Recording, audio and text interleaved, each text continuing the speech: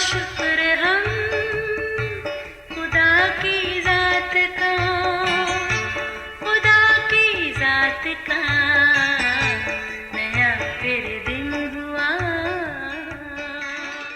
آج کی آیت، اور باوجود بیٹا ہونے کے اس نے دکھ اٹھا اٹھا کر فرمانبرداری سیکھی اور کامل بن کر اپنے سب فرمانبرداروں کے لیے اپنی نجات کا باعث ہوئے۔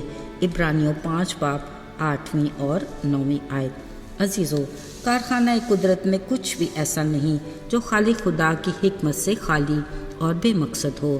ذرا سال بھر آتے جاتے موسموں کو ہی دیکھ لیجیے، کیسی شان سے آتے، اپنا جلوہ دکھاتے اور لوٹ جاتے ہیں۔ یہ بدلتے موسم جاندار کی بقا کے لیے بے حد ضروری ہیں۔ قدرت خدا کی ہر موسم اپنے ساتھ رس بھرے پھل اور غذائیت سے بھرپور سبزیاں لاتا ہے جو اس سیزن میں ضروری ہیں۔ علاوہ ازیں ایسی غذائیں بھی استعمال کی جاتی ہیں جو ہمیں موسم کے برے اثرات سے محفوظ رکھتی، شکست اور ریخت کے ساتھ جسم کی مشینری کے عمل کو بحال رکھنے میں مددگار ہوتی ہیں۔ قدرتی طور پر جسم میں زائد خوراک کا ذخیرہ جمع رہتا ہے جو بوقت ضرورت خود بخود کام میں آتا رہتا ہے۔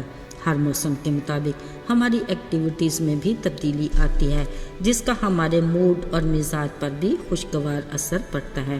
ہاں عزیزو، موسموں کی پسند کے بارے میں ہر ایک کی اپنی اپنی رائے ہوگی، مگر اس بارے ہر کوئی اتفاق کرے گا کہ ہر موسم خدا تعالیٰ کی بڑی نعمت ہے۔ اگرچہ موسموں کے یہ چاروں روپ یعنی گرمی، سردی، بہار اور خزاں کرۂ ارض پر ہر جگہ نہ دیکھے جاتے ہیں اور نہ ان سے مستفید ہوا جاتا ہے، مگر ان کے علاوہ ایک اور ایسا موسم بھی ہے جو اپنی بھرپور خوشیوں اور رونقوں کے ساتھ اور ہر چھوٹے بڑے بوڑھے جوان کو یکساں مسرور اور شاد کرتا ہے۔ جی عزیزو، اور وہ ہے کرسمس کا موسم۔ اکثر کالی گھٹاؤں میں گھرا، کبھی برف کا لبادہ اوڑھے، یخ بستہ ہواؤں سے ٹھٹھرا، باوجود اس کے ہنستا مسکراتا دسمبر، یہ ہے وہ کرسمس سیزن کا مہینہ۔ اس کی اہمیت کی وجہ وہ ننھا یسوع ہے جو ہزاروں سال پہلے اسی مہینے میں پیدا ہوا۔ یہ مذہبی تہوار ہے جو آج تک ہم بڑے جوش و خروش سے مناتے ہیں۔ یہ غیر معمولی ننھا بچہ یسوع خدا کے انسان سے کیے پہلے وعدے کی تکمیل کی کڑی ہے۔ یقیناً آپ کو خالق خدا کا تخلیق کردہ پہلا انسان آدم اور اس کی مددگار حوا یاد ہوں گے جو عدن جیسے خوبصورت باغ میں رہتے تھے۔ اس باغ میں خالق خدا کی تخلیق کی ہر چیز تھی، ٹھنڈے میٹھے پانی کی ندیاں، ہر طرح کے جانور، پرندے، پھل پھول، بیل بوٹے، گویا تب سے لے کر رہتی دنیا تک کا خوبصورت باغ۔ کس قدر خوش قسمت تھے آدم اور حوا، ہر روز ٹھنڈے وقت میں خالق خدا ان کو خود ملنے آتا۔ بلا شبہ یہ دن بے حد خوبصورت اور زندگی کے انتہائی خوشگوار دن تھے۔ پر عزیزو، ایسے میں پتہ کیا ہو رہا تھا؟ ہاں، چھپتے چھپاتے کوئی تھا جو ان پر نظر رکھے ہوئے تھا، جس کو ان کی خوشیاں ایک آنکھ نہ بھاتی۔ اس پر تو رائے کہ اس سے خالق خدا کی رفاقت کے یہ منظر اسے حسد کی آگ میں جلاتے رہتے۔ یہ تھا ازلی دشمن ابلیس جو اپنے غرور اور گھمنڈ کے باعث خدا کے حضور سے نیچے گرایا گیا۔ ظاہری بات ہے، خدا کی رفاقت سے نکالا ہوا ابلیس کیوں کر انسان کو خدا کی رفاقت میں برداشت کر سکتا تھا، لہٰذا اس نے اس رشتے کو ختم کرنے کے لیے ایک خوفناک منصوبہ بنایا۔ پھر نہایت چلاکی اور مکاری سے ایک ممنوعہ پھل کو کھلانے کی بدولت اس میں کامیاب ہو گیا۔ عین اسی وقت گناہ جیسے موذی مرض کی ابتدا ہوئی اور انسانی زندگی انتشار کا باعث ہوئی۔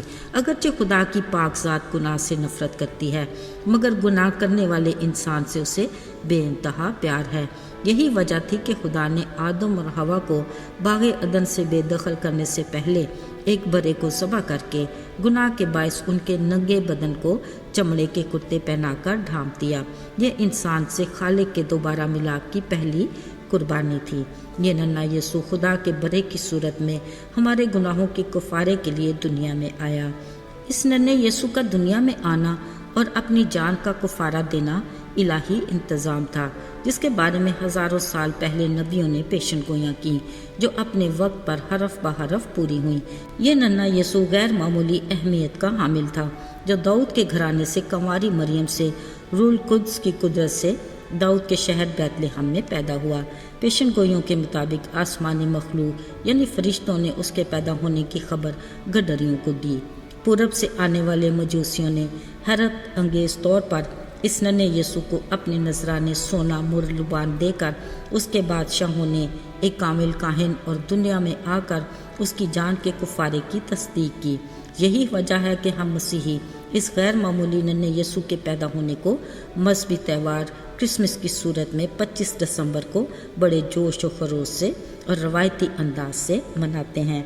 इस यूनिक त्यौहार पर दुनिया भर में बड़े बड़े होटल्स मॉल्स में क्रिसमस ट्री सजाए जाते हैं।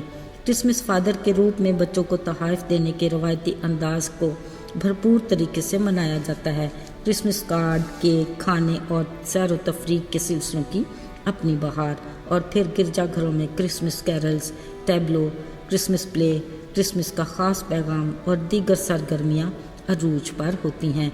बावजूद माह दिसंबर में सर्दी अपने अरूज पर होती है, पर खुशियों के ये रंग क्रिसमस की रौनकों को दोबाला करते रहते हैं। इन सब के साथ अगर हम नन्हे यीशु के पैदा होने के हकीकी मकसद को समझ जाएं तो फिर क्रिसमस मनाने का मज़ा ही कुछ और होता है। याद रहे, नन्हे यीशु का पैदा होना खुदा का इंसान से किए हुए वादे की पहली कड़ी है। फिर 33.5 साल ज़मीनी खिदमत, मौजज़ात, आसमानी बादशाही की तालीम, सलीबी मौत, जान का कुफारा, फिर किताब मुकद्दस के मुताबिक कब्र और मौत पर फतह पाकर इंसान का खुदा से मेल की तकमील है। यहाँ बात ख़त्म नहीं होती जब तक हम अपने गुनाहों का इकरार करके यीशु के कुफारे पर ईमान लाकर हमेशा की ज़िंदगी नहीं पा लेते।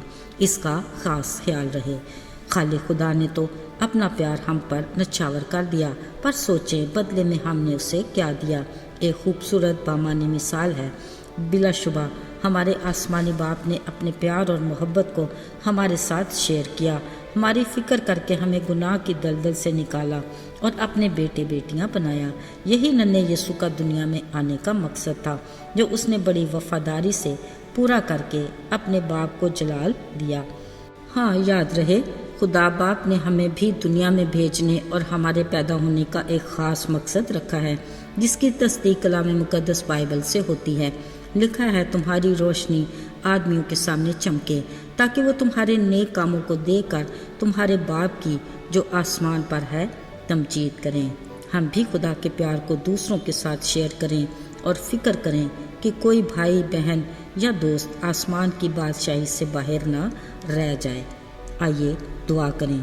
आए बाप आसमानी, क्रिसमस के इस खूबसूरत दिनों में हम तुझसे एक वादा करते हैं कि हम भी नन्हे यीशु की तरह अपने पैदा होने के मकसद को पूरा करेंगे और तेरी फरमाबरदारी करते हुए अपने कामों से, इखलाक और किरदार और मिजाज से तेरे नाम को जलाल देने का वसीला बनेंगे।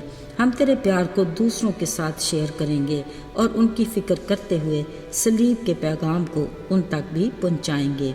यीशु के जलाली और फतहमंद नाम में मांगते हैं, आमीन।